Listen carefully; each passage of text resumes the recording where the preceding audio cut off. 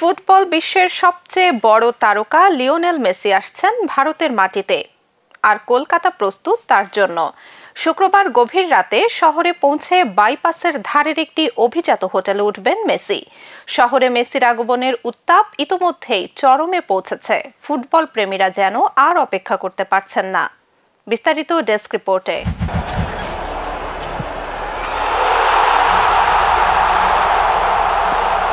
December Salt Lake স্টেডিয়ামে অনুষ্ঠিত হবে greatest of all time goat concert.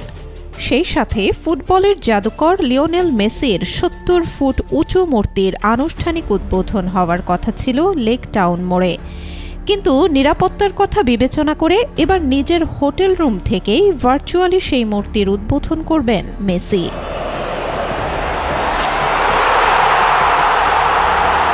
Football উদ্যোক্তা শতদ্রু দত্ত জানান, বর্তমান পরিস্থিতি অনুযায়ী এটা মেসির জন্য সবচেয়ে নিরাপদ উপায়। এই লেক টাউন মোড় আগে স্বাগত জানিয়েছিল ফুটবলের কিংবদন্তি ডিয়েগো ম্যারাডোনাকে, যিনি কয়েক বছর আগে নিজের মূর্তি উদ্বোধন করেছিলেন।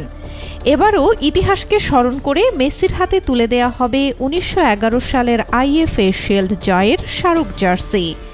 মোহনবাগান ক্লাবের ম্যানেজমেন্ট এই বিশেষ জার্সি উপহার দেবেন ফুটবল ইতিহাসের সেরা এই খেলোয়াড়কে। কলকাতার এই উৎসবমুখর মুহূর্ত শেষ হওয়ার পর সেদিনই হায়দ্রাবাদে উড়াল দেবেন মেসি। শহর জুড়ে পোস্টার, ব্যানার, ভক্তদের উন্মাদনা সবই ফুটবল প্রেমীদের আনন্দের এক অনন্য প্রমাণ।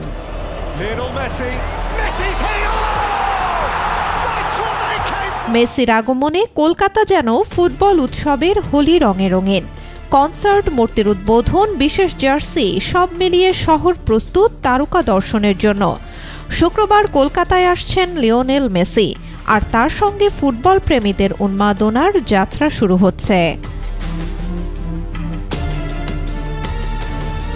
Desk report, B news 24।